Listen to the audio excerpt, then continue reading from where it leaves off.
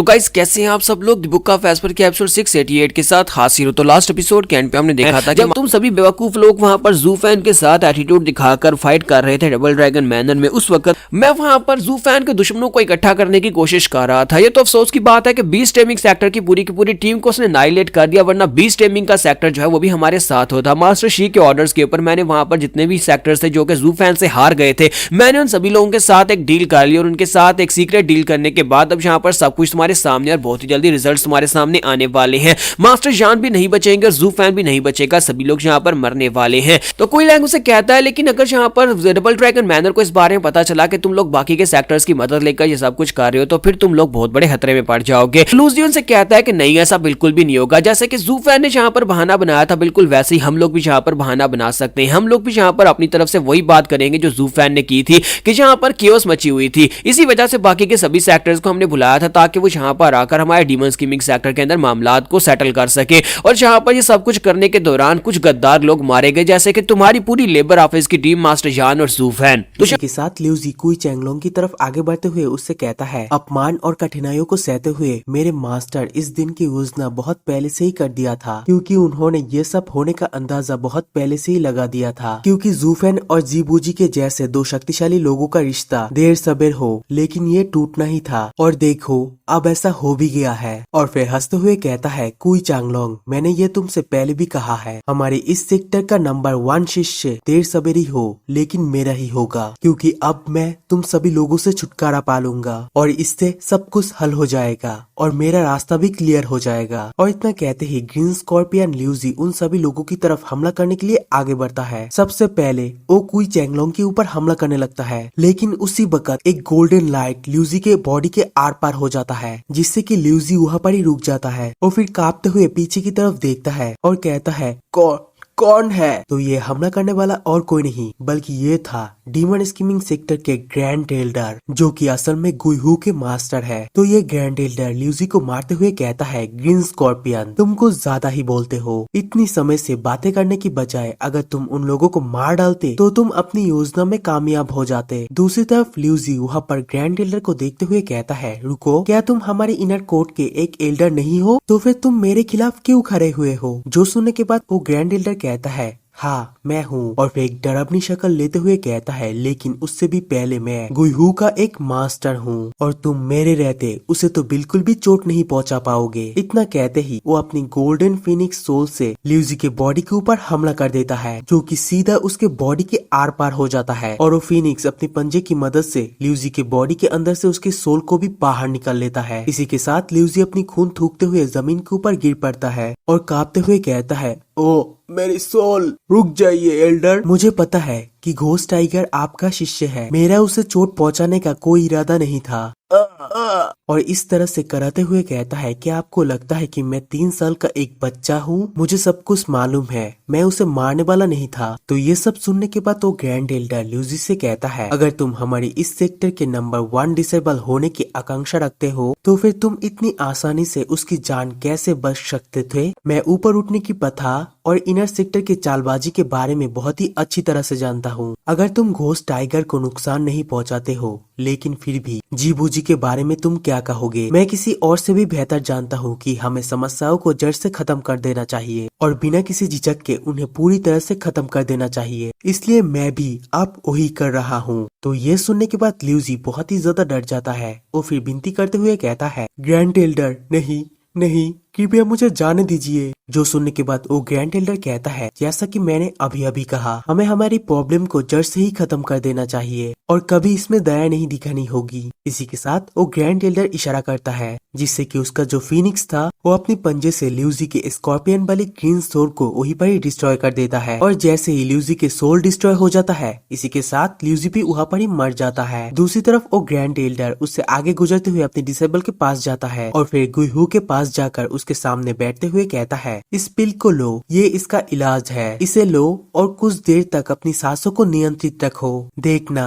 तुम्हें अच्छा लगेगा। और फिर कुछ देर के बाद हमें वहाँ पर दिखाया जाता है सभी लोग ही मेडिसिन लेकर ठीक हो चुका था और सभी लोग ही अब ल्यूजी के पॉइजन से डिसॉल्व हो चुका था। जिसके बाद वहाँ पर सबसे पहले कुई चैंगलोंग ग्रैंड एल्डर से कहता है, एल्डर, आखिर हमारे सेक्टर में चल क्या रहा है? इससे पहले ल्यूजी यहाँ पर आकर हम सभी लोगों से कहा था कि वेनेबल ने हमें यहाँ पर एक विशेष ट्रेनिंग के लिए बुलाया था, लेकिन फिर अचानक जहरीली धुंध के अंदर छुपकर हमारे ऊपर हमला कर दिया। फिर हमें दूर से ही युद्ध की आवाज सुनाई दी। क्या वाकई वही बात हुआ है जो उसने कहा था? और क्या उन्होंने बाहरी लोगों को आक्रमण करने के लिए बाहरी लोगों के साथ समझौता किया और उनके साथ मिल गया? और ग्रैंड मास्टर के बारे में क्या हाई वेनेबल अब तक सही है या फिर ल्यूजिया पर जो कुछ भी कहा वो सब कुछ सच है? तो ये सुनकर वो ग्रैंड एल्डर कहता है, हाँ तुमने बिल्कुल सही कहा। उसने यहाँ पर जो कुछ भी कहा वो बिल्कुल सच है। वेनेबल शी एक चतुर और चालाक आदमी है। इस बार तो उसने हेवनली पाथ के एक गुरु के साथ भी साजिश रचा है। मुझे डर है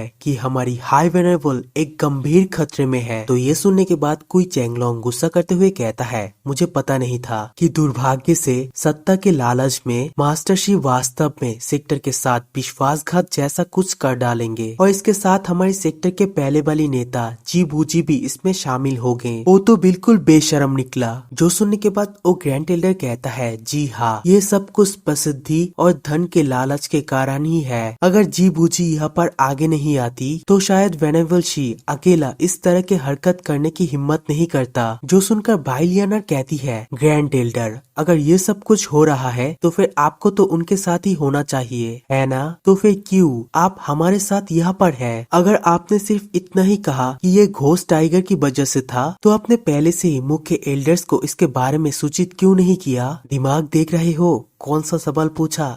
ज़ूफेन के साथ रहते रहते ये भी चालाक हो गया। तो ये बात सुनकर गुईहू बहुत ही ज्यादा गुस्सा हो जाता है। वो फिर उससे कहता है, भाई लियोनार्ड क्या तुम ये कहना चाह रहे हो कि मेरे गुरु भी संप्रदाय के गद्दारों में से है? ये मत भूलो, गुरुजी ने अभी अभी हमारी जान बचाई है। जो सुनकर भाई लियोनार्ड कुछ भी नहीं कहता, वो बस ग्रैंड एल्डर को ही घूरने लगता है। और ग्रैंड एल्डर ये सब कुछ देखते हुए कहता है, वास्तव में मैं इनर कोर्टयार्ड से हूँ और मैं वेनेबल शी के साथ ही हूँ। हालांकि हम दोनों के उद्देश्य अलग अलग है। वेनेबल शी यहाँ पर इस सेक्टर में सत्ता हासिल करना चाहता है, जबकि मैं मेरे डिसेबल लोगों को ट्रेनिंग देने के लिए केवल अधिक रिसोर्सेस के तलाश में हूँ। अगर ये किसी सेक्टर के अंदर सामान्य आंतरिक संघर्ष होता तो भी मैं स्वाभाविक रूप से उसके साथ ही खड़ा होता, क्योंकि हम लोग पुराने दोस्त है। लेकिन दुर्भाग्य से उसने इस बार सेक्टर के साथ गद्दारी किया है, इसीलिए अब मैं उससे किसी भी तरह की संबंध नहीं रखना चाहता हूँ। हालांकि वेनेबल शी अपने कामों में बहुत ही ज्यादा सतर्क है। मुझे संदेह है कि जी बूजी के वापस सत्ता में आने के बाद वो ज़ूफेन के सेनाओं का पूरी तरह से सफाया कर देगा। इसलिए गुईहू का भी पतन यहाँ पर निश्चित है। इसलिए उसने अस्थायी रूप से हमारे साथ विश्वासघात किया और अपनी डिसेबल को यहाँ पर भेज दिया। मानो या ना मानो, मैंने अब तक जो कुछ भी किया है वो सब कुछ मेरे इस डिसेबल के लिए ही किया है। त्यानशिंग संप्रदाय से मिली भगत की बात पर्दाफाश होने से पहले हमारे इनर सेक्टर के किसी भी एल्डर्स और वेनेबल को इसकी जानकारी बिल्कुल भी नहीं थी। सारा मामला वेनेबल शी और उसके डिसेबल ग्रीन स्कॉर्पियन ने संभाला था और जब तक हम लोगों को इसके बारे में पता चला तब तक बहुत ही ज्यादा देर हो चुकी थी। हमारी संप्रदाय पहले से ही पतन की ओर चला गया था, जिससे कि कई लोगों के पास उसके साथ फिर से खड़े होने के अलावा कोई विकल्प रास्ता नहीं थी, जिससे वो लोग भी वेनेबल शी के साथ वही गलती को दोहरा रहे थे। जो सुनकर गुईहू अपनी मास्टर से कहता है, मास्टर मुझे आप पर पूरा विश्वास है। जबकि दूसरी तरफ बाकी के वो दोनों एक दूसरे की तरफ घबराते हुए देखने लगता है। तभी ग्रैंड एल्डर सभी लोगों से एक साथ कहता है, ठीक है तुम सभी लोग अब मेरे साथ आओ, मैं तुम लोगों को चुपके से इस संप्रदाय से दूर ले जाऊंगा। आज से हम सभी लोग मिलकर एक ही राह पर चलेंगे। जिंदा रहने और जी बूजी के पीछा करने से निपटने के लिए हमें एक साथ एक दूसरे को सहयोग करना होगा। हमें बाहर जाकर मदद ढूंढनी होगी। तभी कुई चैंगलोंग कहता है, नहीं मेरे दादाजी,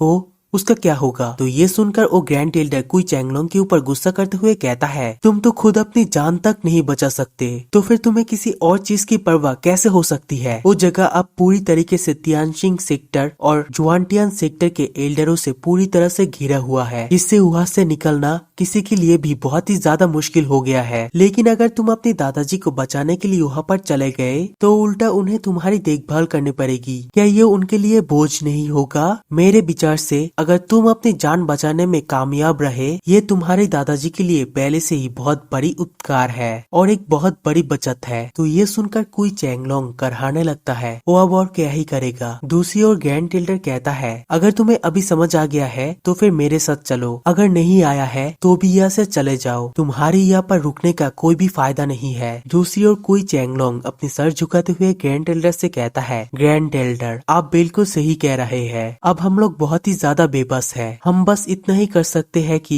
इस नफरत को अपने दिलों में गहराई से दफना दे। और फिर सभी लोग युवा से चले जाते हुए कहता है, भविष्य में इन संप्रदायों के गद्दारों को अपनी अपराधों की कीमत खून से चुकानी होगी। मैं खुद इन सभी का बदला लूंगा। इसी के साथ ये वाला वीडियो ही पढ़ी एंड करूंगा। Good bye.